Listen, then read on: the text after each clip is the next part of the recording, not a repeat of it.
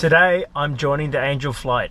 I'm out to go out with a couple of passengers, going out with Jason, and we're in this beautiful twin engine Cessna. And what I want to find out is, what makes people be part of Angel flight, the benefits of Angel flight, the passengers and what they get out of being a part of Angel flight. And I want to share the story with you over this afternoon. Thanks for joining.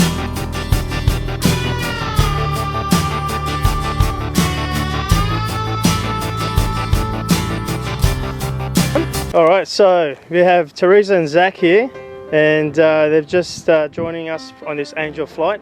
So can you just tell me a little bit about what Angel flight has meant for you? It's meant a lot for us trying to get down here for his checkups and everything, and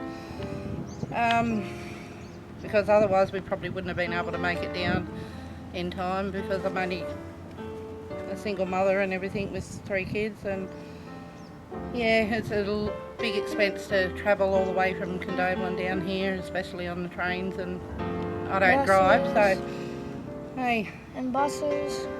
Yeah. Trains. So how did you go with your checkup, Zach? Everything was fantastic. Yeah. Have you used Angel flight before? No, this is the first time. Yeah.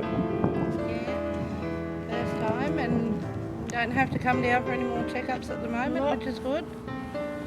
Yeah, and are you aware of that the pilots are doing it for charity? They're not getting paid? What are your thoughts about that? I think they're angels. Well, I'll pass you over to Jason, who's your pilot today. Alright, we'll get you all strapped in. Do not. Do not. Alright, so it's an air stair, you can just step on in. You can find a seat that's comfortable.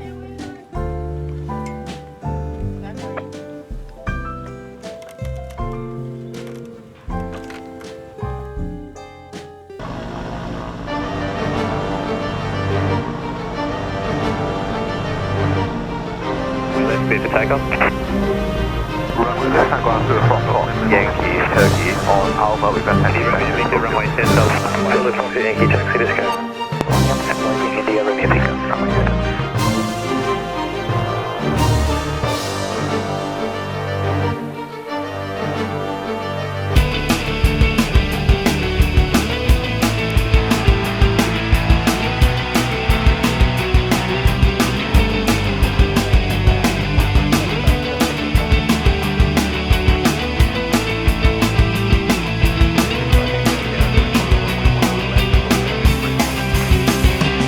You're in Charlie Bravo from towering Q3, Q.04, QH101.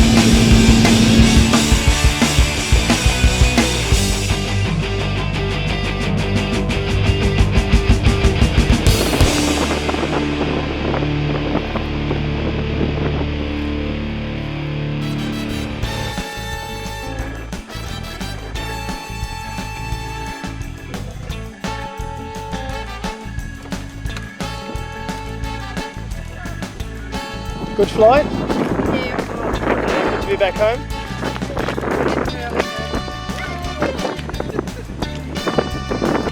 Do you like the planes, Zach?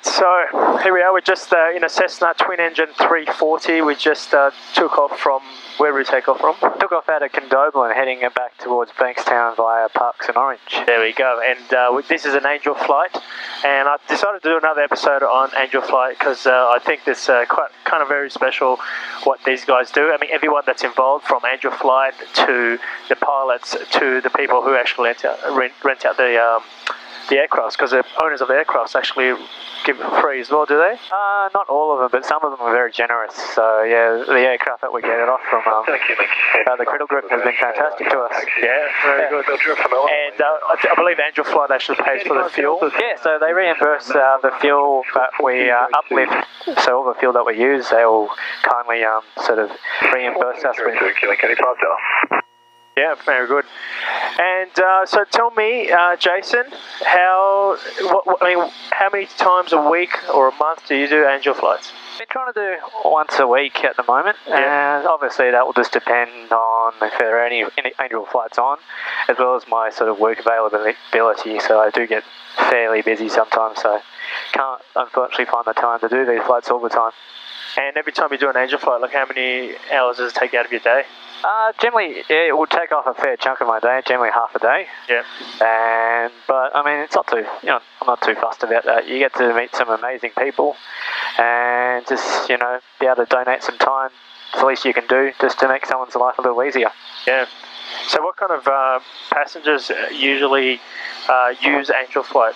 What's going on? Generally someone who needs some sort of a non-urgent medical, maybe might be a diagnosis or some treatment down in a capital city where they can't get in their local town. So what we do is we pick them up from their local airport and fly them in. So for us it's normally Bankstown, and from there they'll get one of the ground angels just to drive them out to the hospital where they'll do their treatment, and also if they're staying overnight to their hotel or sort of accommodation.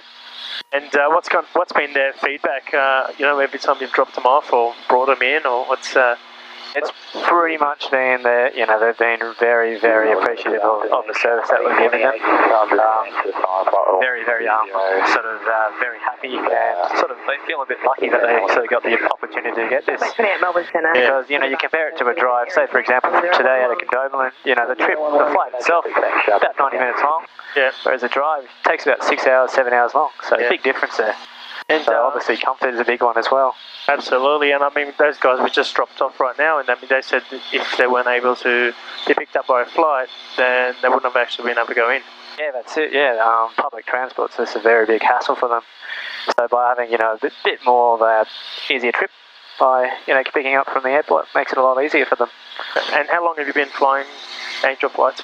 I've been doing it for about 4 months now. So I started back at this sort of May, June.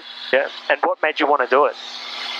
Sort of just to meet different people, really. Sort of also sort of give some time, make a difference, so people are able to get the necessary treatment they need without the inconvenience of having to drive to Sydney or something. Yeah, makes a big difference, and you just get to see how appreciative they are. It just makes a difference, and you get to meet some amazing people who don't let their conditions sort of impede their life. Right. They just live it to their fullest, which is fantastic. Oh, very good. So tell me, I heard a little rumour that they're looking to discontinue Angel Flight. Is that true? It's more to do with CASA, and it's in the stage of a discussion at the moment. Yeah. So they're trying to get public feedback of trying to restrict the ability of Angel Flight. So instead of being a private flight, it'd be a bit like an organisation. So your typical charter company or some sort, where it has to have sort of check and training standards. Right. Which is impossible for a company like this. An organisation like Angel Flight, where they're based in Brisbane, but then you got flights in WA, flights up in Northern Territory and Victoria. You just can't fly up to Queensland just to do this 12-month check every now and then. Yeah. It's been impossible. It would be very disappointing. It would be, yeah. If that were to happen. That's it, that's right. Yeah. And you'd think of all the people who would no longer have this opportunity, this sort of service that you can get right now. And it's sort of where common sense has been thrown out the window, or common decency really has been thrown out the window, and where it's more people trying to cover their asses than anything else these days. Yeah. Well, look, I think they're a great company, and what they're doing is fantastic. Yeah, exactly. I hope they are able to continue, because it just sounds ridiculous if they weren't able to. So tell me a little bit about yourself. You're a commercial pilot. You're also an instructor. You've given me aerobatic instructions. Yeah, that's right. Instructions.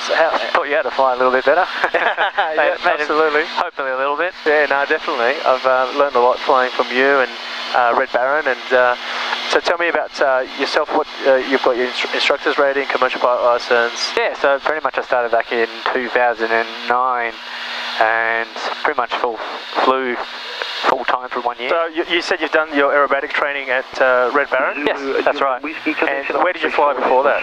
I flew at the University of New South Wales. Oh, okay. New South Wales. So what did you get out of flying with Red Baron and bringing aerobatics into your... Sort of a greater appreciation of flying itself, so you understand the limitations of an aircraft a lot more thoroughly than, say, flying straight and level or turning left and right 20 or 30 degrees. Yep. And procedurally, the university was fantastic, so they taught me being very, very methodical. Yeah. But what Red Baron sort of taught me was just to be a bit more sort of control of the aircraft itself. So, if you get yourself into a situation where you don't want to find yourself in, you can just click in with your training and sort it straight out. Yeah. Very good. So, where do you see yourself going from here? Eventually down the track, I would love to fly for the Royal Flying Doctors. Yeah. Sort of like my dream job. Yeah. So, give it a few years, hopefully, down the track, might be lucky enough to get that opportunity.